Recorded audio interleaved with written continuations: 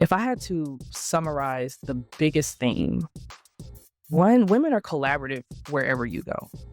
And it seems like they find ways to survive and make do to make their needs and ends meet whatever way possible.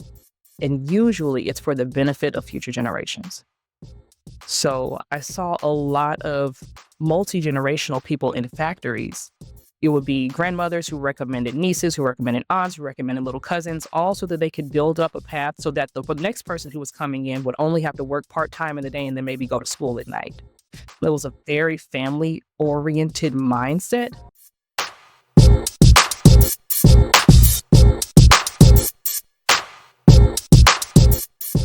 Welcome to another episode of Innovation Insights, where we dive deep into the minds shaping the future of industries through innovation, creativity, and groundbreaking research. We believe that innovation happens in all aspects of life.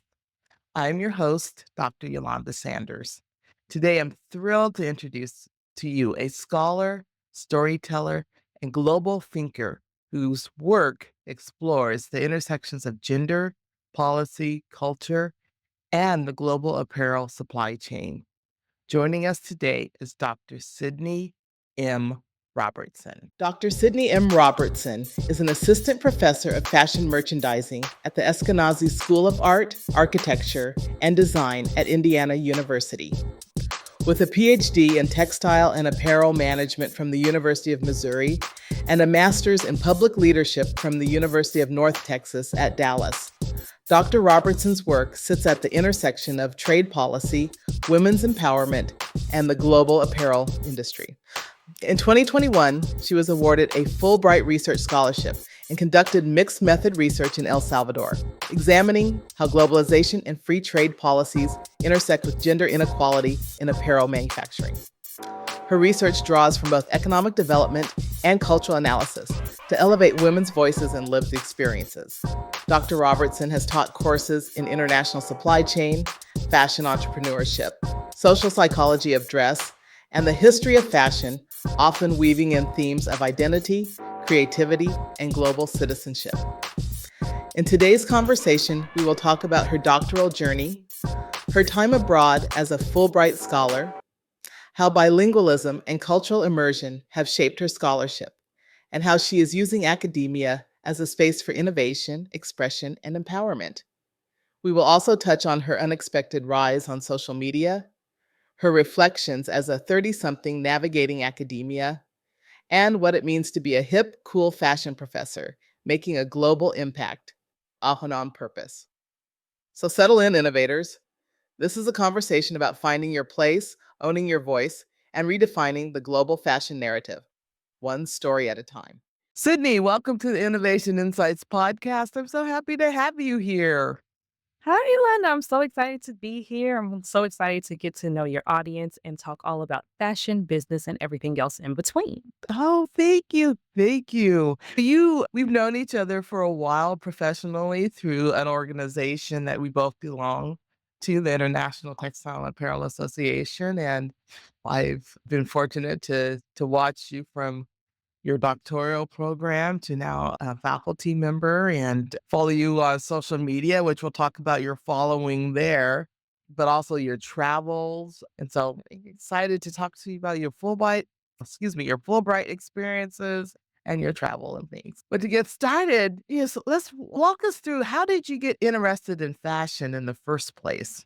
Oh my goodness. I feel like this story partly does not even belong to me. You find a path that you feel like has already been preset for you. My father has owned a clothing store. I used to go and sell suits with him out of his trunk when I was a kid after school. My first pseudo business was a necktie line and a bow tie line that I did in college at Mizzou. So I feel like I've always been around pieces of the fashion industry. But truthfully, if I had to be honest about why I was interested in the textile and apparel management program at Mizzou, I give 100% credit to Dr. Jamie Mestris. I was a sophomore at Mizzou trying to figure out what major I wanted to be in, and she was the academic advisor in the HES college at the time, or the HES school. So I went to her and I'm like, "Oh my gosh, I need to graduate on time. I don't know. I have no idea what I want to do." And she said, "Have you considered textile and apparel management?" And I was like, "Tell me more about that." And she let me know that you could combine both your creative skills and maybe some of my analytical skills because I had a little bit of business interest, but I wanted something that had a little bit more creative freedom to it. So she introduced me to the class that she taught at the time, social appearance in time and space. So I was like, you know what? Let's give it a try. Let's see what this whole TAM thing is about.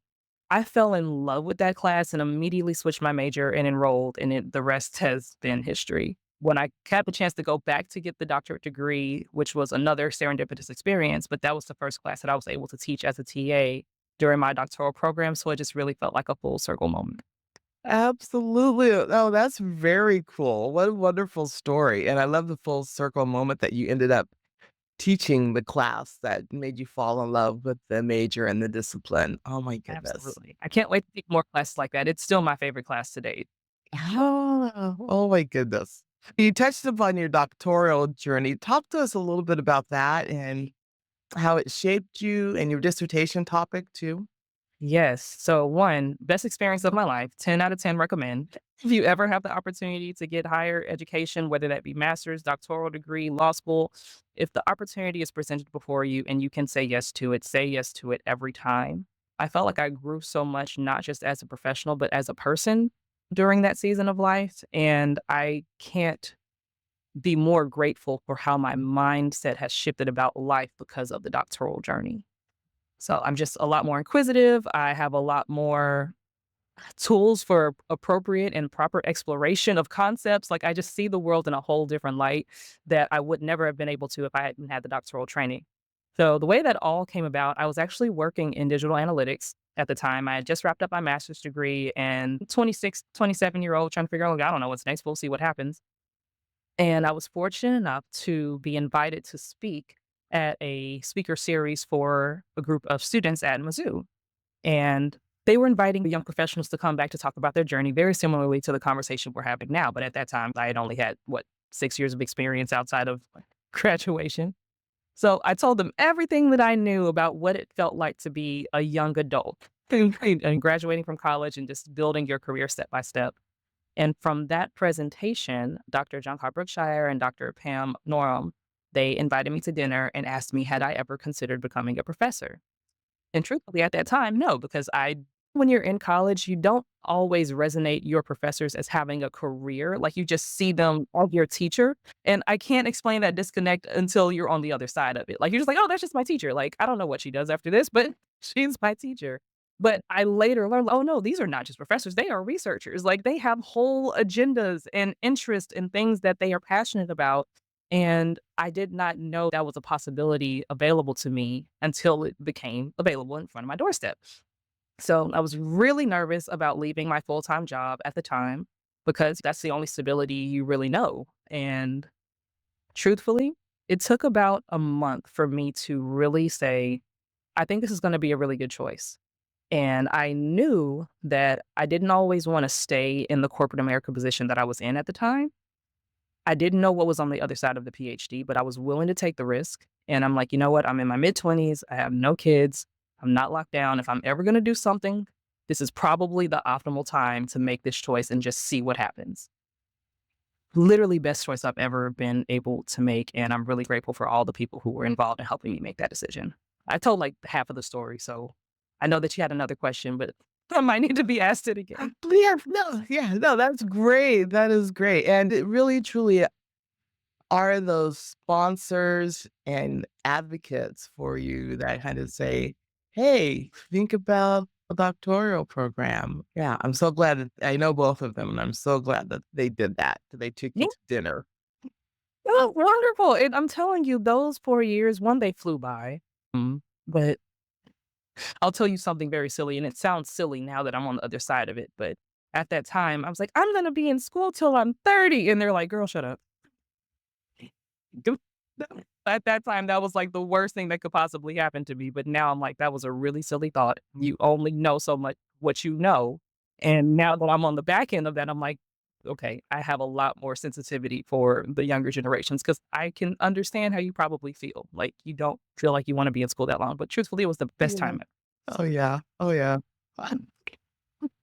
I understand. No, it doesn't sound silly because I had a very similar feeling too, because I finished my degree when I was 30, and which was actually, you look at the average, most people do it after they're 30, but, You know, when you're younger and, yeah, you're thinking like, "Oh my god, this is you have no forever." frame of reference for life.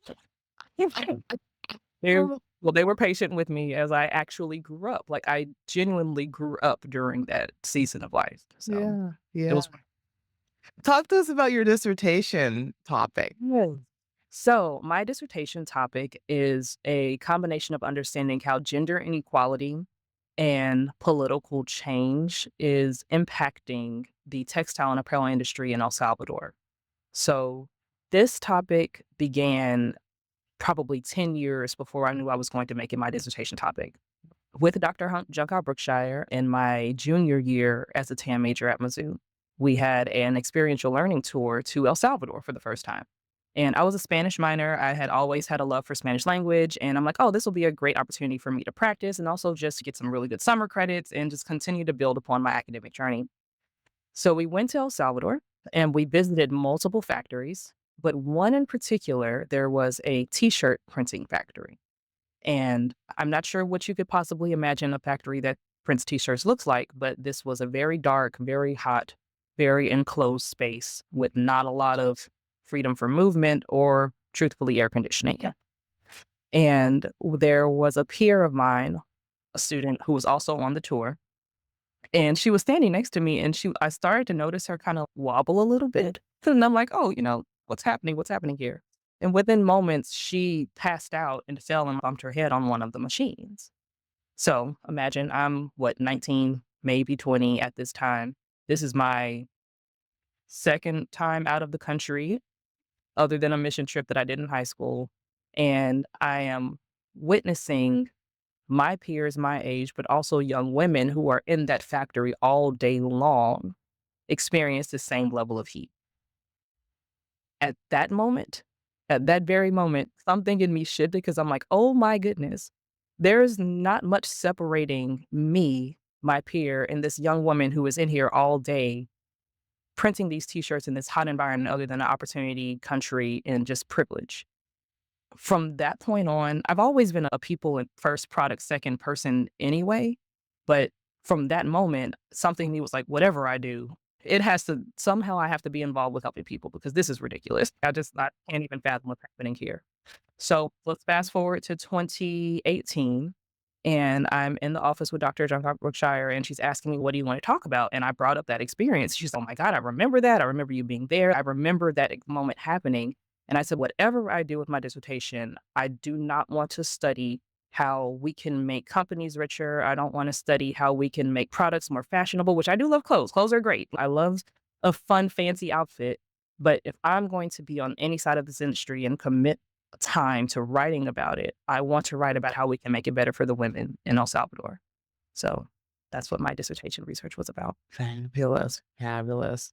Thank you for taking that road in your research because it is a road that's often not traveled by some of our researchers. It's important. It's really important. What were some of your findings and how did you go about your research? Yes. So, one, the Fulbright grant helped tremendously. So, I was privileged enough to have a 10-month stint in El Salvador, housed by the Catholic University of El Salvador in Santa Ana and funded by the US Department of Education.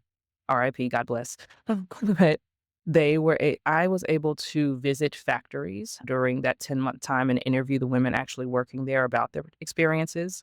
Now, the first half of my trip in El Salvador was actually spent as an exploration and relationship building time because imagine some 20-something American coming in talking about, "I wanna talk to the people in your factories and ask them what you guys are doing around." They're not really all that excited to see me coming. I did get turned down by a few companies even though they promised that I could come more than halfway into my Fulbright journey, so that took a turn. There were factories who I came back twice and they were like, "Okay, you're done." Like, we don't need to see you anymore. Thank you so much." And there were factories who were completely open. You get the run of the gamut depending on the personality of the management there. If I had to summarize the biggest theme, one, women are collaborative wherever you go. And it seems like they find ways to survive and make do to make their needs and ends meet whatever way possible. And usually it's for the benefit of future generations. So I saw a lot of multi-generational people in factories. It would be grandmothers who recommended nieces, who recommended aunts, who recommended little cousins, all so that they could build up a path so that the next person who was coming in would only have to work part-time in the day and then maybe go to school at night. It was a very family-oriented mindset about how can I make sure that my niece or my daughter or my granddaughter is not here the way that I'm here for 40 years. Whatever I can do to make sure that the household is sustained. This next generation is not gonna have to do what I had to do. And that was the resounding theme, truthfully. I saw women who at 45 were considered about to be eligible for retirement and being aged out of the textile industry. And imagine that in the United States, if at 45, all of a sudden you're too old to work. Mm. Absolutely crazy. Or I still got to interview some of the younger women coming in their 18, 19, 20s, and they were saying, my aunt got me the job here so that I could save money, but I go to night school so because I want to be a flight attendant. And it just was really encouraging to see that even though these were the opportunities available and limited as they may be, they took them, grabbed them, and are making the best of it the best way they can. Amazing, amazing. And, your findings support, some other research too around the world of the reason why women oftentimes work it is for that familial, that next generation supporting that family, and especially in the textile industry, we see that globally. And so thank you for adding to that body of knowledge and telling stories of people that oftentimes aren't told. Absolutely. It's my heart's work, truthfully. I love being able to listen to them because it reminds me that we are more similar than different. I think sometimes in America, the US specifically, we can become very selfishly centric on our ideals and we become the center of our world. But the world is much bigger than us and you have to put yourself in spaces to remind yourself that hey, it's not all about you. Like other people are experiencing things in life that could be very relatable to you if you would just sit down and listen. Mm. If I could add a small caveat with that, the next phase of this research, I have had the joy to interview college students who are now in a work study program at the same university that I was housed at, where they are going into these textile factories, but as interns, Mhm. and they are getting work experience because previously, even though they would graduate with college degrees, because they didn't have work and technical work experience, they still would be relegated to being on the floor, like the seamstress floor. But there's a program now at the Catholic University of El Salvador where they've already graduated over 200 students, and they have exposure to logistics, graphic design, HR, all these other parts of what makes a company work that truthfully has a higher opportunity for pay and for growth post-graduation. So they get their 6 months practicum, they go to work during the day, then they come to school and have night class, and then after graduation, they have the opportunity to be better positioned within those companies because they actually have viable work experience now. So the big piece of that makes me laugh at the connection between the two. I'm interviewing both young ladies and young men. It's the young ladies that are like really committed to the program. The gentlemen, I feel like 19-year-old gentlemen anywhere are 19-year-old gentlemen everywhere. They're just kinda like, "Alright, I like it, it's great, I don't know, I'm a little scared, we'll see what happens." But the girls, the young women, they're like, "No, I'm gonna graduate in this year, and then I'm gonna get promotion at this time, and I'm gonna make sure that my dad is proud of me, and then I wanna move to this company next." Like, they have a whole plan. Being inner. Made with the women that I interviewed before because they are so intentional about what they want their futures to look like, and it Yeah. just feel really proud to be a woman because 'cause I'm like, "Yes, girl power everywhere," like, everyone's feeling it. Having that strategic plan. Serious. Well, oh, yeah, thank you for bringing up your current research too. And what a nice connection between the two. You have the unique experience of being a Fulbright scholar. I am one too, and it's such a privilege. What advice would you give to young, or not young, or just any individual, anyone that's preparing to be a Fulbright scholar and to conduct research abroad? What would be your advice? If I had to pick one, I might have to make a list, but definitely be open-minded and be accepting, not tolerating. wherever you live because there's a difference and people can feel it. Like, people can really feel when you're just there tolerating their culture and their experiences and how they conduct their everyday lives. Learn to ingratiate yourself in the community that you've been blessed to be a part of. Mhm. It'll be a better experience for everyone involved, and people can feel when you don't feel that way. Go there to learn, go there to be a part of the community. So, truthfully, I had a bit of a panic attack when I first moved. I've traveled quite a bit. But I've always done short stints. That was my first time moving abroad for a considerable amount of time. And I'm a very sensitive person, period. So I should have been prepared for the way that I reacted, but I just wasn't because I'd never experienced that before. But the first 3 months of me being there was a bit of a psychological warfare, to be honest. One, I'm in a country that I thought I was prepared to speak the language. When it's your only option, you learn very quickly that what you learned in school does not always equate to what you need to be productive in everyday life. So there's a language barrier. There was also COVID. So there was extreme isolation. You're typically going to experience isolation anyway, moving to a new country by yourself. But COVID just added an extra layer of finesse on top of that. I was in, so in El Salvador, the university I was at, there's a visiting professor and like visiting student housing. Typically, it's full. During that time, I was the only one there. So it was just me. And then because of COVID again, there were communal office spaces, but I got stuck in an office by myself on a third floor with nobody there for forever. It was a really tough time, but I didn't know that would have an impact on me until it did. Yeah. And you think, "Oh, it should be okay." Truthfully, no, even if you don't know yourself, I will say that isolation in any form can play a lot of weird tricks on your mind.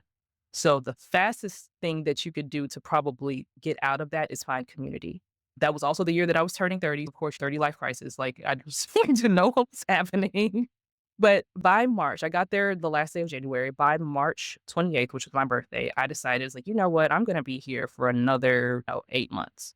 I am not gonna be in here sad. I'm gonna figure something out. So I joined a swim team. I made a list of all things I wanted to do. I did not know how to swim by that point in life. So I joined a swim class because I'm like, you are not going to turn 30 and not know how to swim. So figure that out. I joined a belly dancing class and actually they like performances. It was really fun. I joined a CrossFit group. I got to know two of the other Fulbrighters who they lived equidistant an hour away from me. So it took a little bit of trouble getting to each other sometimes. But anytime that we could get together, I would get together with them. I went on Instagram and I searched for other diplomats near me, and I ended up finding a diplomat named Lanita. Hey, Lanita girl. She was in Guatemala, which is 3 hours away from me. So I DM'd her. I was like, "Hey, you're a bus ride away from me. Do you want to be friends?" She's, "Oh my god, yes. I don't have any friends either. Like we should." And I just saw her last week. Like we still are very close to this day. So, in summary, find community because isolation and human design are not always in agreement, and you don't want it to get the best of you before you realize you need it. Appreciate the culture, don't just tolerate the culture. And do things like anything that you would do in the States, if possible, try to just recreate those same experiences wherever you are abroad. If you like yoga, find people that like yoga. If you want to go, I would go to the movies a lot by myself, one as like my practice Spanish lessons to see if I could really understand everything. So that was really fun. I surfed for a while until I got hurt and I was like, okay, this is really dangerous. I also didn't know how to swim. So that was like really bad combination. Don't do that. Mm.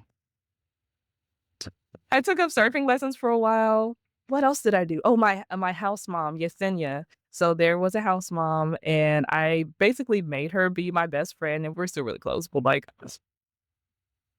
I would just be in the kitchen with her while she was like trying to prepare things, and I'm just talking to her all day. And now we're still really close. And I would go visit her family. She taught me how to make some food that was centric to the culture, and I would spend time in her mother's house, and really just try to recreate the community wherever I could. I made a bucket list. Make a bucket list for the country that you're in and the surrounding countries. So if there are any touristy things that are possible, you have 10 months to 12 months to do them. Try to do 1 to 2 a month until you reach the end of your list. And be safe. If I could close with that, be safe. I definitely did my best. I won't say to blend in, but I also was not intentionally trying to stand out. One, being a woman, two, being alone. Like, really have to be hyper vigilant So whatever safety precautions are available to you, take hyper advantage of them because you're still somewhere else and tragedy happens everywhere. So make sure that people know how to access you. I talk to my parents probably every day. I bought a cell phone in the country so that I could connect with people who were local to me just in case my United States phone decided to no longer work. So I had 2 phones. But safety is top priority on top of everything else I just said. Excellent, excellent advice. And thanks for ending with safety there. Did you get over to Guatemala? I did. I Oh my love gosh. Guatemala. Oh, We had such a great time. I'm gonna forget the name of I always forget the name of the natural pools that we visited, but it was a great time. I took a shuttle like a charter bus and then met her at her apartment in the city, and then we drove out to the countryside together and just had a really great friendship. Like, I'm telling you, like, that's my homegirl now. Like, we talk, like, all that's the great. time. That's great. I love that. I love that. Oh, how would you say that living abroad as a United States citizen for 10 months, was that life-changing for you? Absolutely. One, it solidified that I probably don't want to live abroad ever again. I do want to continue to have longer and extensive travel, probably up to 6 weeks. Yeah. But having access to my family was something that I missed significantly, and I'm just from Texas too, so I actually went back home a couple times just because they were so close. But Mhm. let's say I was in India or if we Yeah. were somewhere else super far, it just let me know to not take for granted the access that you do have to people that are familiar to you. Mhm. But yeah, being away for that long, it shifts the way your brain sees the world. You truly have to become a part of that culture to feel at home. If you continue to seek what you're familiar with, you're going to always be disappointed.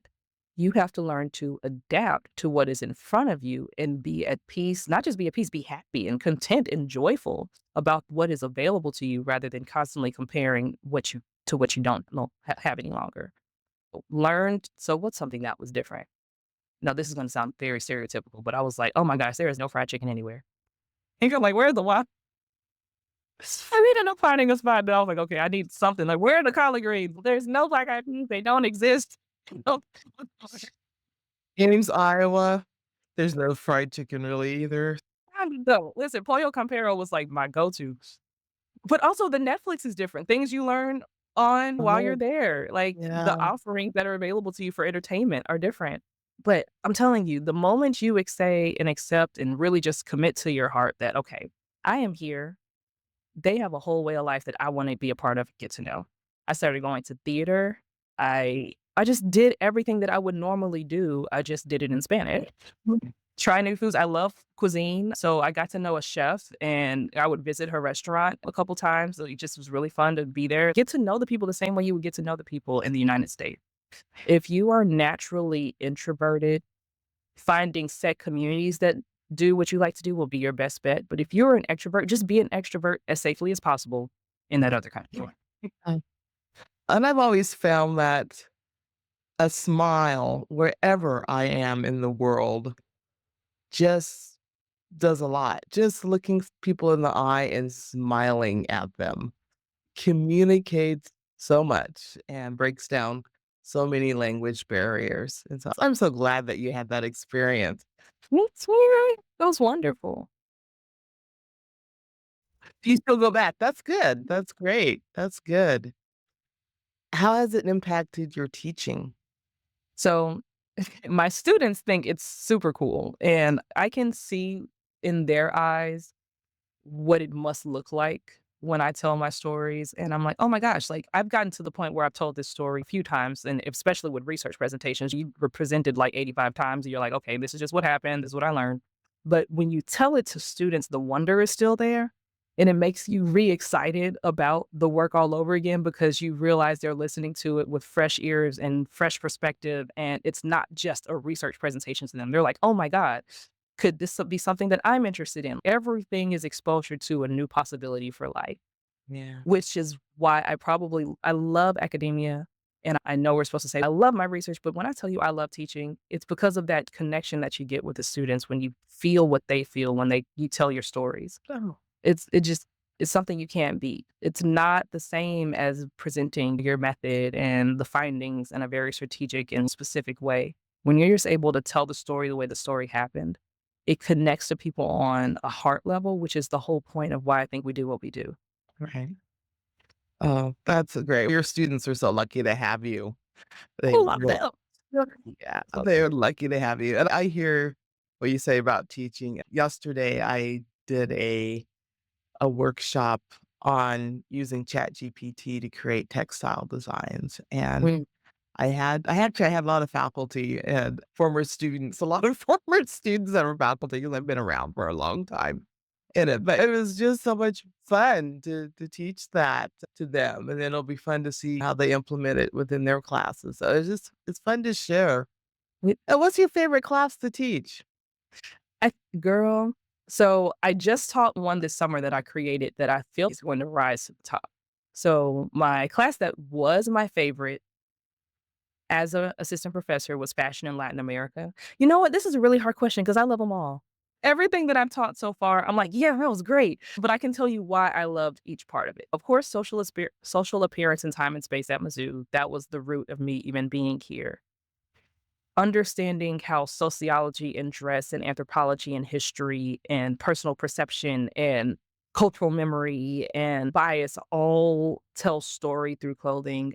Absolutely obsessed with it. I will probably write 75 million papers on Roach Higgins and Eicher, dress and identity theory, just because it encompasses so much in such a small phrase that I'm like, I can't wait to explore this further and further. So that's one.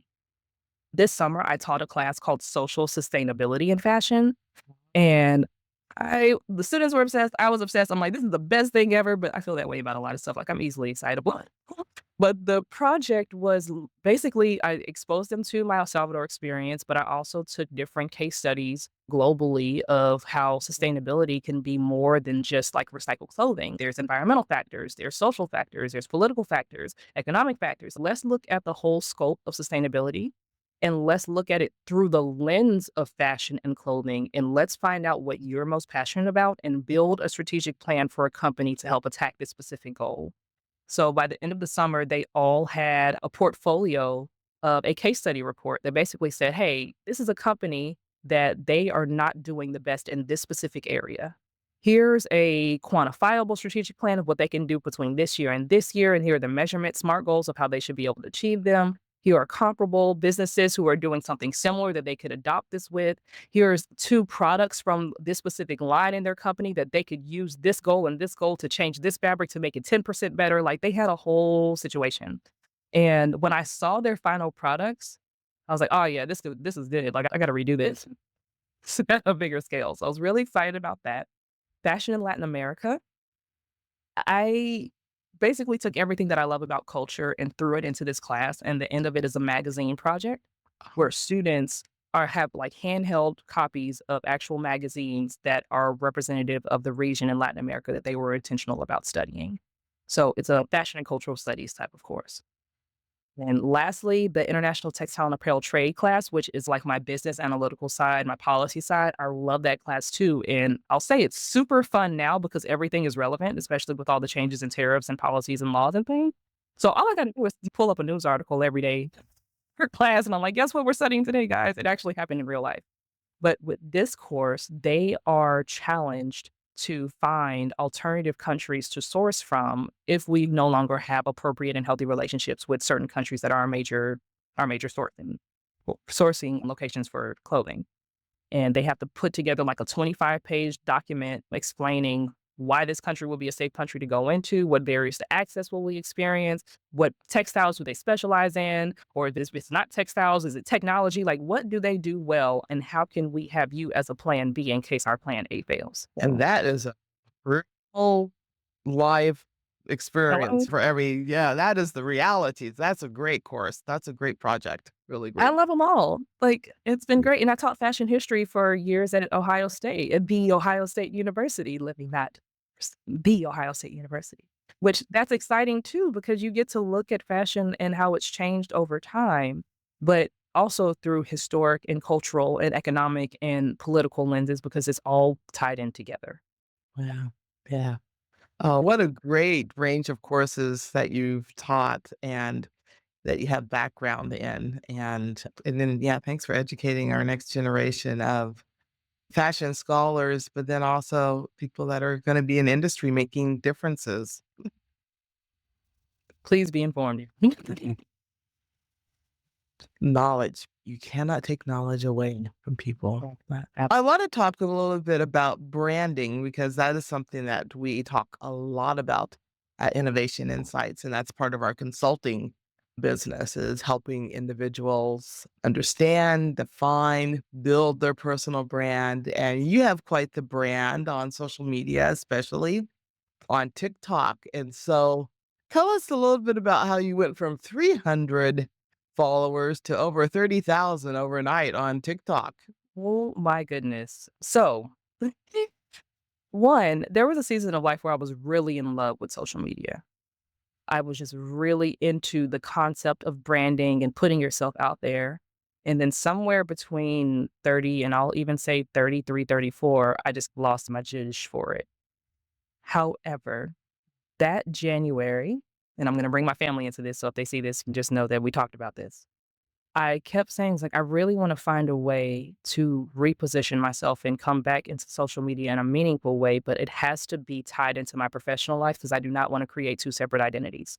Like, I don't have the mind span, I don't have the bandwidth, I don't have the desire to create a separate version of myself for social media. And because I'm in the pinnacle, like the beginning of my career, hoping to grow, whatever I do and however I position myself, it has to make sense for both my personal life and my professional life. So those were the words that were spoken. By February, this craze on TikTok happened called Hillman Talk University. And truthfully, I hadn't connected the dots. I'm like, oh, this just sounds really fun. Like, I want to try that. That sounds like a really cool thing to do. I want to be a professor on TikTok because I'm a professor now. Like, it seems like a perfect little tie in. What could I possibly talk about? And I've had a side project, research project that's becoming a part of my main research agenda that I was like, I'll just test out the side project on TikTok and see how it goes because it had nothing to do with sustainability, had nothing to do with gender inequality. It was very much something that was just passion oriented. The class was called Black Fashion, Beauty, and Culture in the 20th Century. And I love it's basically social appearance in time and space with a black focus. And I positioned it like, "Hey, I'm gonna teach this class if anyone's interested," and I'm gonna be very honest, Dr. Sanders, I didn't know what I was gonna teach, I just had the title. I didn't know what platforms I was gonna do it on. I was like, "This just sounds like something fun to do," but also I didn't realize it was gonna take off, so I thought, "Oh, as I come up with stuff, I'll just post it and see what happens." Within 48 hours, like, I got so much interest that I'm like, "Oh my god, I have to, like, capture emails. Oh my god, I have to build a website. Oh my god, like, I have to do what?" I had no idea that people would actually be as genuinely interested in this type of course. And after I realized, wow, what I'm actually interested in has public value, let me figure out how to actually do this and not see it as a side project, but this actually could be something that I do that sustains not only my professional life, but my personal life, because I can clearly see that the value is there now. Sometimes when you're in academia, if you have specific research agendas, you don't always know if there's a fit for that in certain programs or if there is a need for it because we're so industry focused a lot of the times, especially with fashion merchandising. A lot of, and even this is across universities, a lot of our humanities and social science focused topics are sometimes pushed to the side just because they don't have immediate profit value factor. Like you can't really always say there's the job title associated with this. So explaining why it's valid is difficult, but it's valuable intrinsically, and I'm resting on that. And when I saw that there was public value in being able to receive it, it made me so grateful. So within I had 297 followers. Today, we're at 33,000, and I have not posted in a while, but my goal in gratitude to you to even ask for asking me about branding, I wanna make this so intentional, and I wanna do it on purpose because I really believe that this could not only propel my professional career, but it could be so internally and personally gratifying that I see so many doors opening if I really commit to what I really believe in writing. in producing. Mhm. So I taught a class on TikTok. I had a few lectures that I recorded with the same computer and the same backdrop, the same way I would record an online lecture for my institution. Same skill set, which is great, is what I asked for. I don't want to build a whole new skill set. I was able to get a Google form created in a couple hours. It had over 3,000 research participant interests respond, which you know how gaining research participant interest can go. You might get 20 people, you might get 100, but 3,000? I was like, I meet all these people. Then during that time, with my website, I had 3 different communities. I said, well, if you're really interested in fashion just for fun, join this part of the website. If you're interested in fashion for research because you want to specifically be in my research group, you'll be in this part of the website. And they were posting pictures of their family. Like it was just beautiful. And then I said, well, if you are either a fashion student or a fashion academic or somehow involved in the industry, this is where I want you to be so you can post job applications, you can talk about your experience. It was amazing and is amazing. And now that I know that it's possible, I have no idea how I'm going to truly turn it into something sustainable, but I promise you I will spend the rest of my life figuring it out. That's great. That's great. Oh, congratulations on that. And again, it's part of that building community that you've talked about. And sometimes people don't connect personal branding to community. They think of personal branding as, let me just tell about me, but you really have connected it to community. What advice would you give to an academic who is wanting to build their personal brand on TikTok or Instagram? I honestly would take it outside of the social media platform and focus on what is it that you can really be authentic in doing and commit to that. Because the platforms change. Like, I just so happened to catch a wave that was on a right time at TikTok. I had been on TikTok for years, but at that season, I had an intention behind how I wanted to present myself, and the opportunity aligned with that intention. So if you take it out of focusing on, I really want to grow my following, I really want to do this on this specific social media platform, it's less about that and more about what do you actually want to do and who else is in agreement with that. And those people will find you. The I can't even say consistency because truthfully, I still struggle with consistency, but I don't struggle with clarity anymore. And I think the clarity is what is propelling me to want to move forward, even if the quantifiable results don't always seem immediate. I can feel satisfied and justified knowing that if I build the community that makes sense to me, find the people that are looking for who I am instead of becoming who other people need. Like, start here. I'm going to be myself, and then whoever is in agreement with myself, they will find me. A lot of times when it comes to branding, especially marketing, if you're coming from the business perspective, it's a outside in approach. You'll ask, what is the audience looking for? And what does your consumer want? But if you're talking about personal branding, you have to flip it because it's almost a waste of energy to seek what a consumer or an audience is going to want because their needs are going to change. Like, you have to be the mainstay. Like, the people who are looking for you will find you. That's all I got. Love that. I love that. I love that. That's great advice. It is. So knowing yourself, knowing your why. You're wild. Yeah. Yeah. Absolutely. Do you feel that personal branding is important for academics? I have a belief. No, now.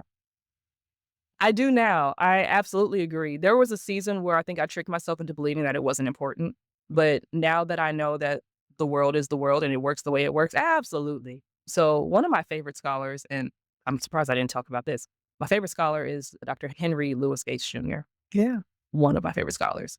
But now that I'm becoming more familiar with like the Tanisha Fords of the world and the Amani Perrys of the world and the Shelby Ivy Christies of the world, like these are people who have taken their research and their knowledge base and built businesses, companies, wrote trade books on what they're passionate about that at first academia might say, and that's not really what we want.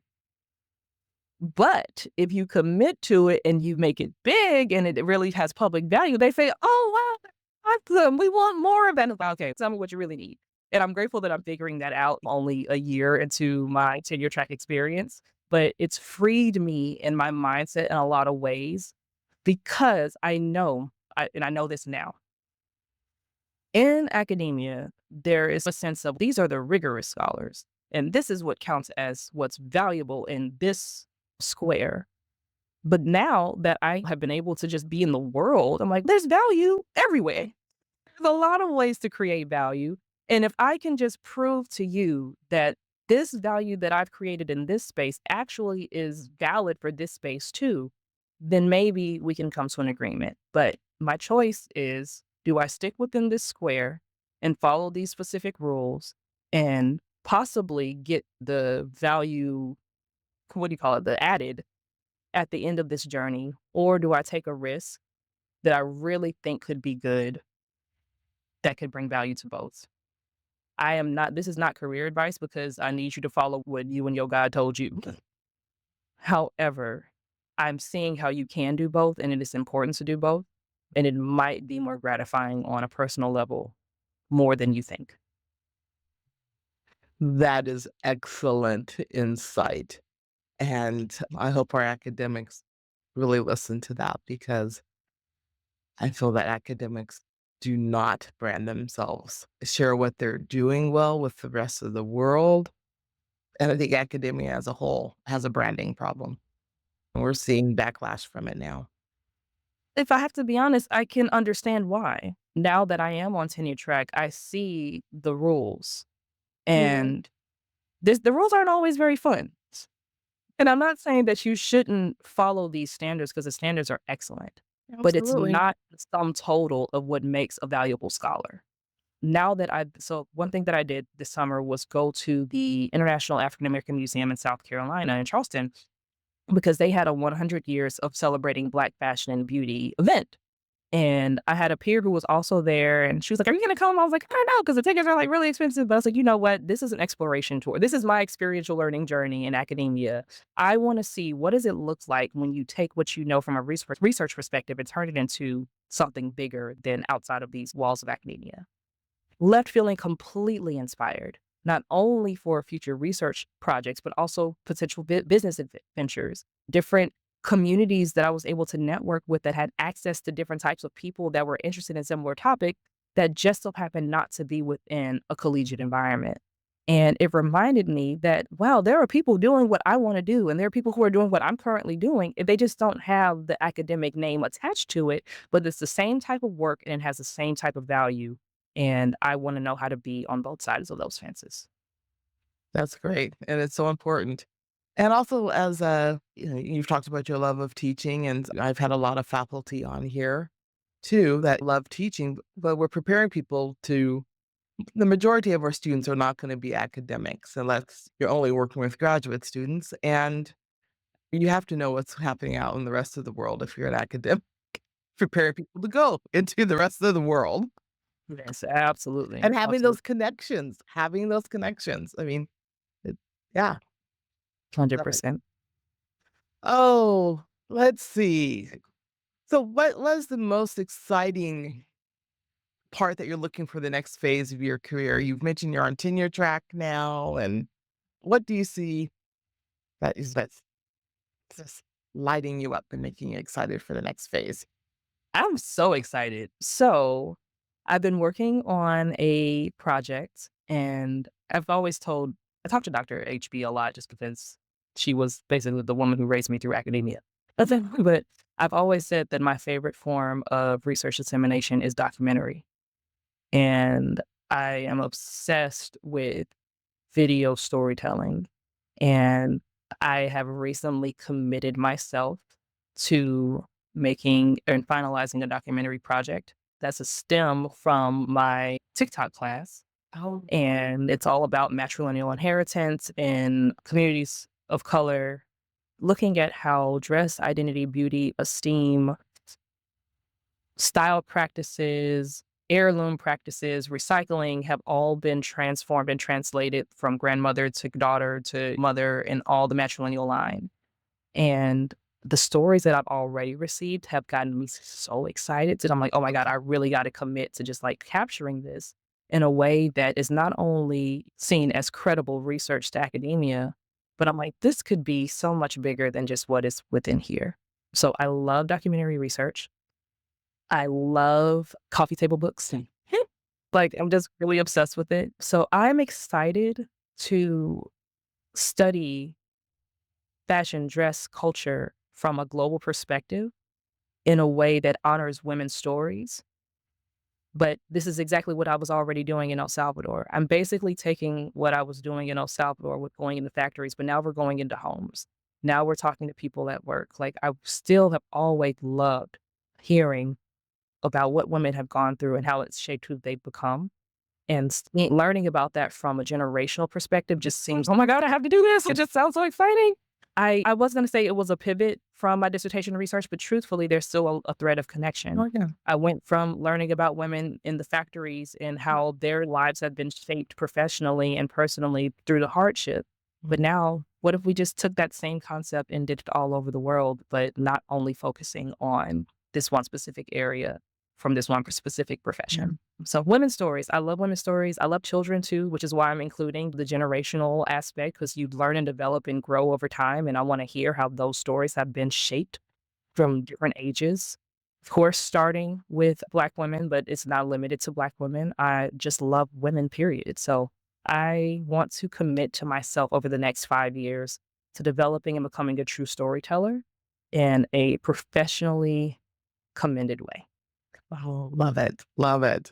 When your documentary comes out and some of your other projects, we'll have to have you back on the podcast to talk about them. So It's my joy. I'm excited. yeah, great. Love it.